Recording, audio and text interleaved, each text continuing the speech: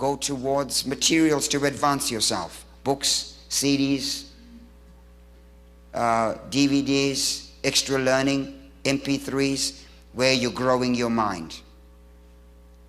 Keisha and I put at least 5% of that, but just 2% for purposes, for extra learning and reading. And generally, the more expensive a material, the more value it is. In 1980, I bought 4 books. Each book cost me $500 a book. That worked out to be 10 years of my earnings. But I had money that I'd saved. I pulled that money and I bought these 4 books. It was an option, Bishop, to buy a car, a second-hand car, or to buy these 4 books. Now, I was working at the time. I really needed a car. But there was something inside of me that said, Tudor, if you buy these books, what's in these books will cause you to drive for the rest of your life. And if you buy this car, you'll be walking for the rest of your life. So I paid $2,000 for 4 books. And they've changed my life completely. From that point in 1980, I was on the road to becoming successful and wealthy. You need a financial plan. 3%, 2% goes towards, 3% must go towards your children's college. Especially when you start working, you're not married, you don't have kids, that's the time to put money towards children's higher learning. It becomes a part of your culture. So in actual fact, sisters and brothers, before you have paid your rent, before you've paid utilities, before you paid for food, before you paid for clothing, before you paid for anything, 35% of your money is already allocated. All you have is 65% of your money left. And we have proved that you can become wealthy on 65%.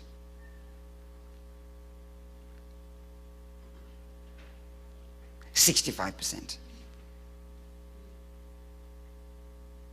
Say, have a financial plan. Say, have a financial plan. Say it again. Say it one more time. You must have a financial plan. You must have a financial plan.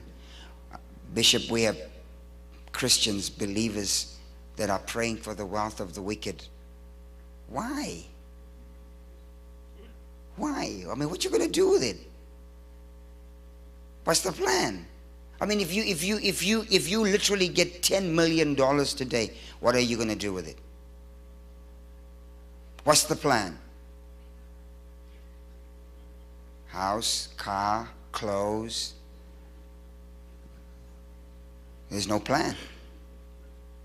There's no plan. 1993, I'm flying from Amsterdam to Johannesburg. And that's before I started flying business class or first class. I used to fly coach, so I was upgraded. And I was so happy for the upgrade. I was sitting in seat number 3A. And so I heard the door closing and somebody stumbling on, and that person came sit next to me in seat 3B. That person was Sir Richard Branson. Richard Branson, the owner of Virgin Airlines and that entire world. He came sit right next to me. I got such a shock. I mean, my heart dislodged. It left my chest cavity and sat in my mouth. That's why I couldn't speak, because my heart dislodged my tongue. I was like, oh. He shook my head. He said, "Hi, I'm Richard." I can't remember what I said. I think I might have said, I'm Susie or Marion or... And he shook my hand, and we exchanged some conversation. I said, "My name is Tudor." Oh, that's a great British name. What do you do? What do you do? And so I was scrambling for words, you know. A preacher, teacher, philosopher, bookmaker. What are you? What are you? And even though I was coming from a conference and preaching a conference, I was struggling. I'm just being transparent. I was struggling with who I was. Because even though I was a preacher, I wasn't sure if I was effective. Because what was I going to say to this man who at that time his personal wealth was $12.5 billion, self-made? And so they were pushing back, and he was doing some stuff, and then when we got to cruising altitude, they brought his mail, Bishop, and his mail came in 3 bags that size. They were serving drinks and food. He was going through his mail, went through his mail. Took him an hour. And then all of that was thrown. He kept a handful like this and put them in his inner pocket. And he said to me, all of that, that's what I was looking for right here. Put it in his pocket. And then he spoke to me for 10 minutes. He said, I got to turn around and sleep. I'm going to the inauguration of President Mandela. He said, and he spoke to me for 10 minutes. And he gave me some information in 10 minutes. And then he gave me a phone number and said, if you need anything, Tudor, this is my number, phone me. I couldn't sleep. Because what am I, if I'm ever going to use that phone number, I had better have a plan. I'll phone the brother and say, hey, Rich, hook me up with a pizza, bro.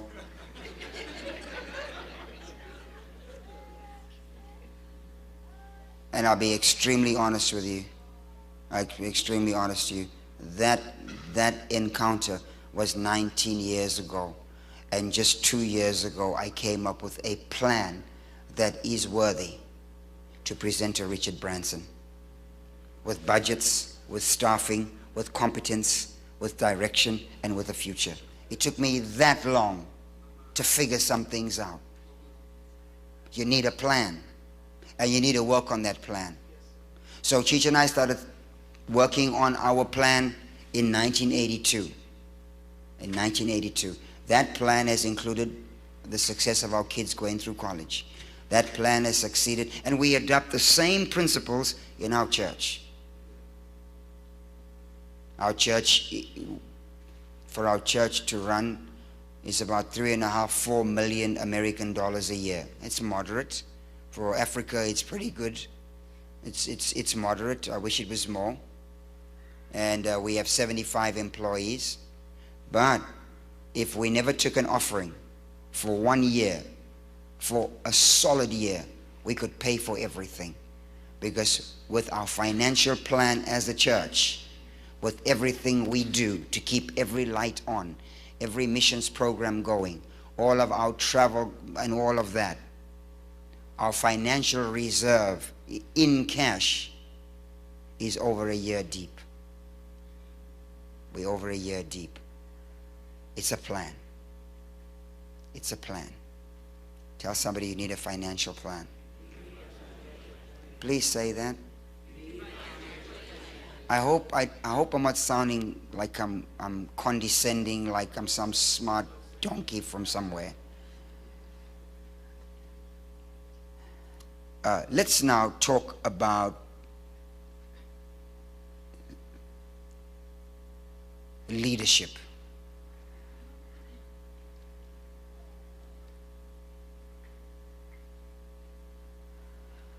There are 4 things about leadership that makes you a leader. The first one is the ability to see.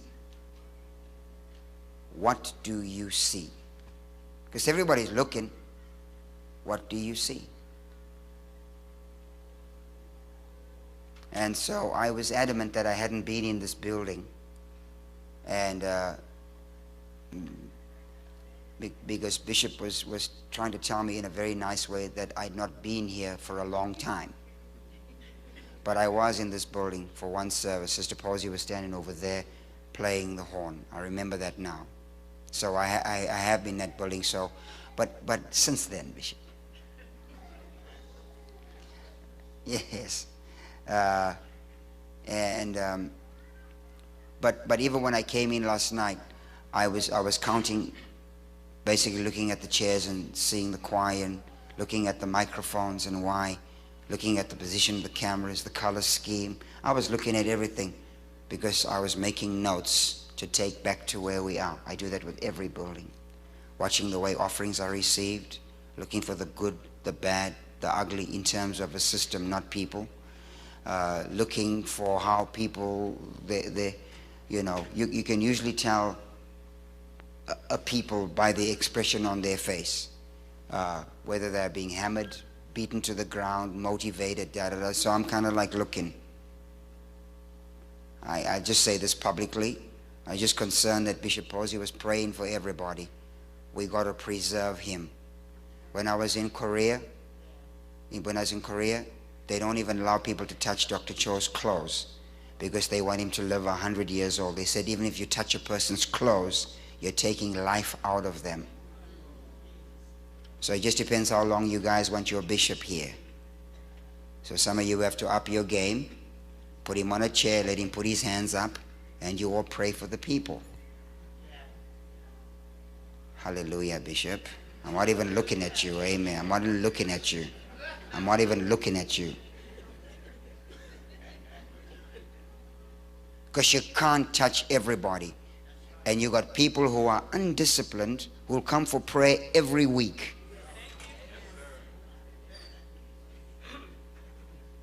And if I see them coming in the prayer line for the same thing, I'm not praying for them. That's just me. I haven't had espresso this morning. I'm sorry. So what do you see? Number 2, leaders hear. What do you hear? What do you hear? I was fascinated. I was on a train in England, and there was a family traveling together. And the car we were traveling in, you know, was a little noisy and rowdy. People were going to watch a football game, and there was a mother there, 2 kids with her husband, and the husband was sitting in the corner with the baby. And the kids were carrying on. The mother was sleeping, and that baby just went, ah, and the mother was up instantly. Because amidst all of that noise and all that rambunctiousness and carrying on is what you hear. Mom heard that baby and responded to that baby immediately. What do you hear? In this message, what do you hear? In Columbus, what do you hear? In the United States, what do you hear? In the world, what are you hearing? How is your ear tuned? What are you akin to? Successful leaders hear the right sound. When you hear the rustling of the mulberry trees when the wind is in the leaves, when you hear that, that's the time to go to battle. So leaders hear differently. And number 3, what stirs you the most? What makes you angry as a leader? For me, Bishop, what makes me angry as a leader is poverty. Poverty makes me angry.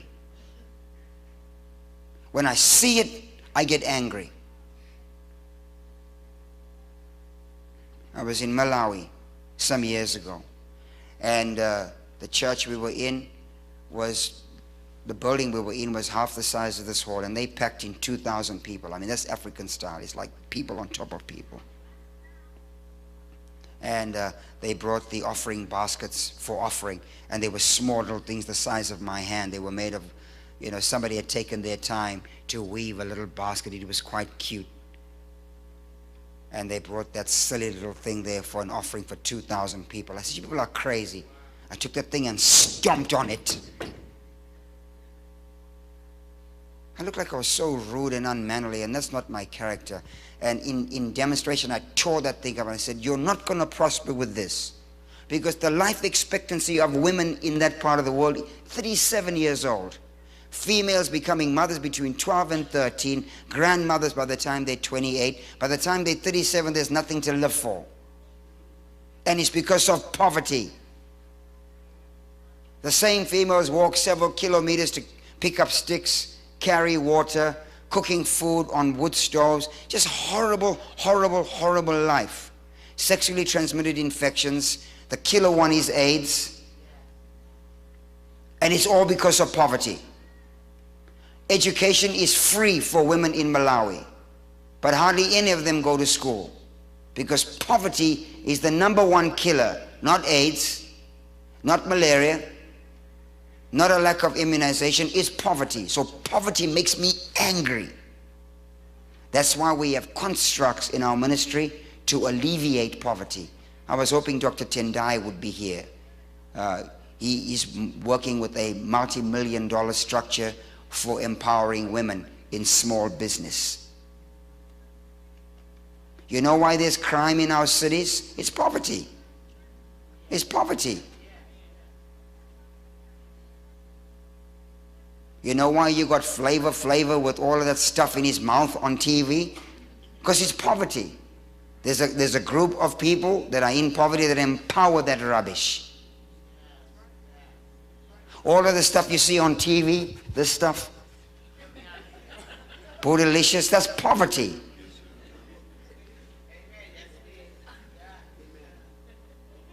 Makes me angry. Did you see all the little storefront churches with all the wannabe preachers, $2 preachers? That's poverty. It's poverty. They won't submit to a system, so they want to go start their own church to milk a handful of people who are stupid enough to go there.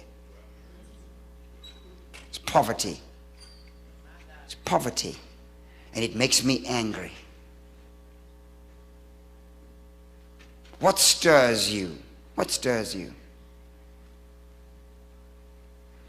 Number 4, every leader has a shift mechanism. A shift mechanism. A day when you say, like Scarlett O'Hara in Gone with the Wind, I'll never, never, ever go hungry again a day in my life. Where did the shift come for you? Where did the shift come from? When did you get sick and tired? Every leader has a shift moment. A shift moment. Mine came just after Cheech and I got married. Had no motor vehicle. I had to borrow a bicycle. I'm riding my bicycle, going to see the bank manager. I needed some money to help us, and he said to me, don't be late, Tudor, because I used to work in that bank. And there was a borrowed bike, a lady's bike. I fell off the bike, the chain broke, tore up my best suit, crease on my hands, and my cousin, who had just bought a new car, saw me on the floor, came and laughed at me, and I stood there crying. I stood there crying, a grown man boo-hooing. And I made a vow that day. This will never happen to me ever again. And that day I made up my mind, I will be rich. Every leader has a shift moment. Ask Moses. Ask Moses. He had a shift moment. Joshua had a shift moment. Every leader has a shift moment where it changes the trajectory of your life. And number 5. Every leader develops a pattern for the way things are done. So if I want to know Bishop Posey, I just got to come into his world. Just come into his world. Observe the secretaries. Observe the way the church is. What you see here is at his house. What you see on his desk is at his house. You look at a person's car, I can tell you what's at their house. Because everything you are is an extension in things you do. You open the trunk of my car, you won't find a speck of paper. Not a speck.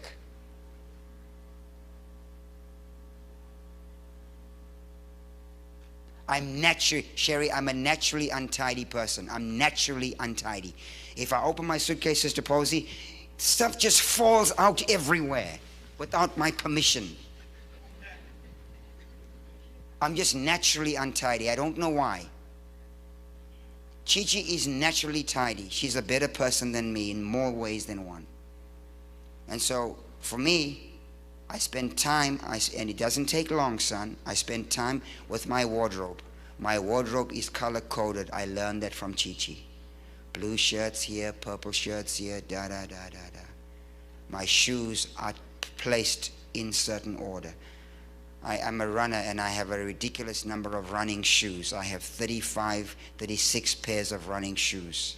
And they are all different versions of orange for some reason. But the thing is, I have to do it because I'm naturally untidy. I'm naturally disorderly. And so I've had to change my pattern. Every leader has a pattern. Look at the Old Testament. It's the altar, the brazen altar, the laver, candlesticks, table of showbread. It's a pattern. And every time they go to the next place, they don't change the order. Think, man, I think we just put the Ark of the Covenant right here by the door. It save us having to walk all that distance. We just put it by the door. No, every leader has a pattern.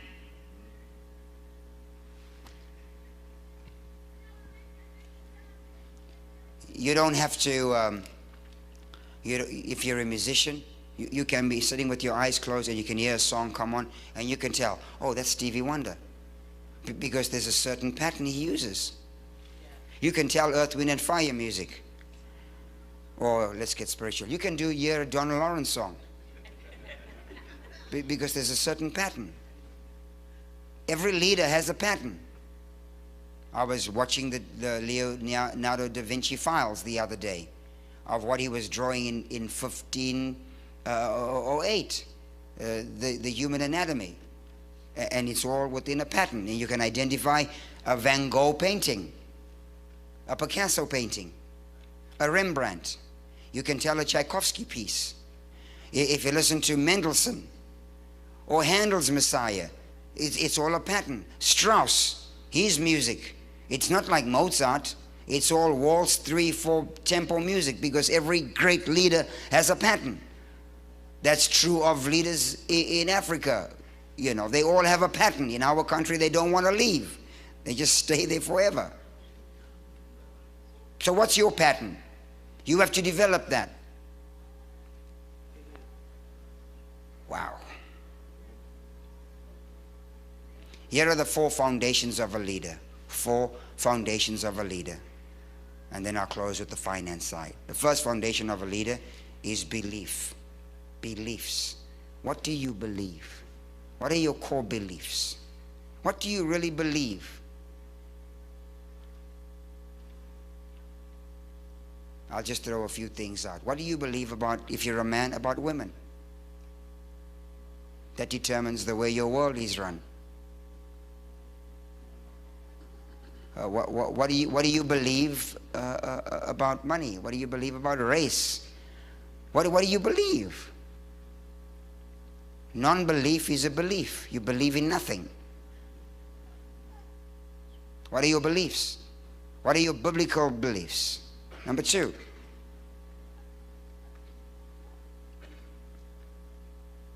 Wisdom. What is your definition of wisdom? What have you learned in life? And what have you imparted from what you've learned? Everybody has a level of wisdom. Jesus grew from a child in wisdom. The Bible says that the babes will confound the older folks because they are levels of wisdom. Number 3. The values of a leader, we touched on that. And passion. The passions of a leader.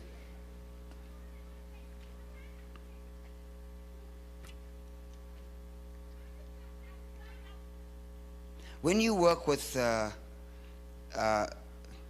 somebody that comes into the house, like the prodigal son, that comes into a system of privilege, and they never understand the value of a hard-earned dollar, it's very hard to explain to your son what it took for you to get here. You see it in the neighborhoods, toys in bicycle on the lawn, toys thrown everywhere. You walk into a house, the PlayStation is just thrown there, because the kids don't realize what it took to get there, because there's a diminishing of value systems. And so all of life, please listen to me, all of life is built on a reward system. Everything is a reward system. If you are faithful with a little, you get much. Faithful with another man's, you get your own. And so in the 21st century, the reward system is never really applied. And so people then get rewarded by going to jail, because they get paid for the wages of sin. It means you earned it, you're getting paid, is death. And so in our system, we have to set up a value system where there is a reward system. On the top of the reward system in terms of your success as a person, the highest seed a person can sow is honor. There's no greater seed than the seed of honor. No greater seed. There is no greater seed than honor. And we live in a society that shows the most dishonor. I get a little, personally, a little horrified, even in a country where you enjoy your freedoms, freedom of speech and expression and all that. But President Barack Obama right now, the networks are tearing him to shreds. And yes, maybe there are a few things that he should be doing, whatever those are. I can't say because I don't spend 10 seconds in his life, But in some news outlets, they definitely cross the line because they move away from issues and start insulting. And that's a lack of honor. It's a total lack of honor. We live in a society where there's no honor. So if you're going to be successful and receive rewards, honor must be in there. All failure can be traced to dishonor. All success is because you honored something, someone. If I dishonor the law of gravity, I'm going to break my neck.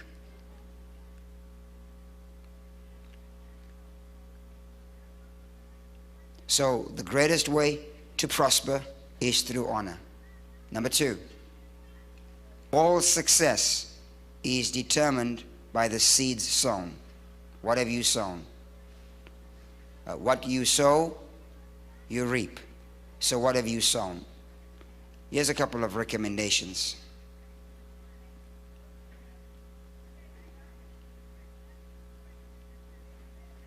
Here's a couple of recommendations.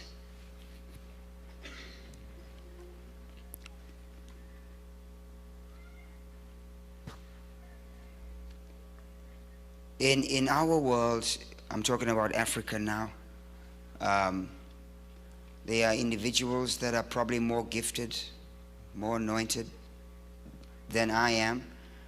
And of course, I understand the grace component, that God has put a grace on my life.